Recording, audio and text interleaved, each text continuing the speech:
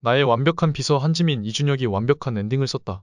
한지민은 냉철한 헤드헌팅 회사 CEO에서 따스함을 알아가며 성장하는 강지윤 역을 맡아 섬세한 감정 연기를 선보였다. 처음에는 일 외에는 관심이 없는 냉철한 워커홀릭이었지만 은호와의 관계를 통해 서서히 변화하며 돌봄의 의미를 깨닫는 과정을 섬세하게 표현, 로맨스 퀸뿐만 아닌 연기파 배우로서의 진가를 다시금 입증했다. 이준혁은 나의 완벽한 비서를 통해 제대로 된 로맨스 연기를 처음으로 선보이며 시청자들의 열렬한 반응을 이끌었다. 감정을 직접 표현하기보단 배려 깊은 행동과 깊은 눈빛으로 상대를 향한 마음을 표현하는 연기는 더욱 진한 여운을 남겼다. 무엇보다 두 배우의 로맨스 연기는 자극적 요소 없이 잔잔하고 따뜻한 드라마에서 오직 남녀 사이의 텐션만으로 도파민을 터뜨리며 호평을 받았다. 드라마 나의 완벽한 비서 마지막 회에서는 지훈이 피플즈 대표 자리에서 내려오겠다고 선언하면서 긴장감이 고조됩니다. 나의 완벽한 비서 마지막 회 지금 바로 시작합니다. 구독, 좋아요는 부탁합니다. 그녀의 갑작스러운 결정에 팀원들은 충격을 받지만 지훈은 흔들림 없이 회사를 떠날 준비를 합니다. 한편 피플즈를 인수하려는 김혜진은 승리를 확신하며 본격적인 인수 작업에 돌입하죠.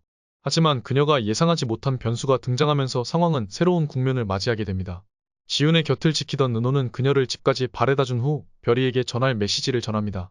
그리고 지훈에게서 피플즈 직원들의 평소 출근 시간 정보를 전달받게 되는데 이는 이후 중요한 역할을 하게 되죠.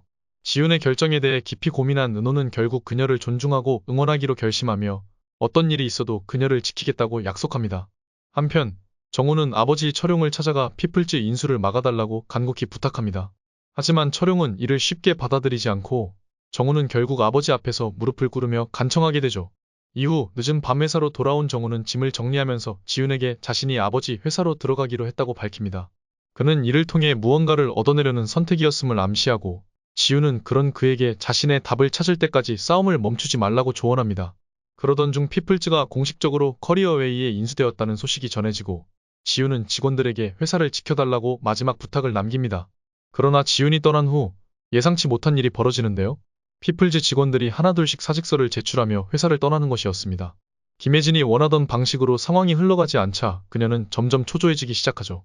그러던 중 투자 사기 사건으로 인해 이코닉바이오의 박영민 대표가 경찰에 체포되면서 김혜진 역시 조사 대상에 오르게 됩니다. 결국 경찰서에서 지훈과 마주하게 된 김혜진. 자신의 계획이 무너지고 죄가 드러나자 그녀는 분노하며 지훈을 원망하지만 지훈은 차분하게 한마디를 남깁니다.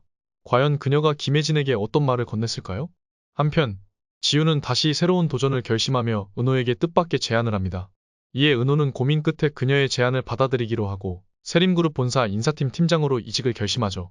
그리고 지훈은 피플즈의 전 직원들을 초대해 한자리에 모이게 하는데 그 자리에서 그녀가 전한 이야기는 모두를 놀라게 합니다.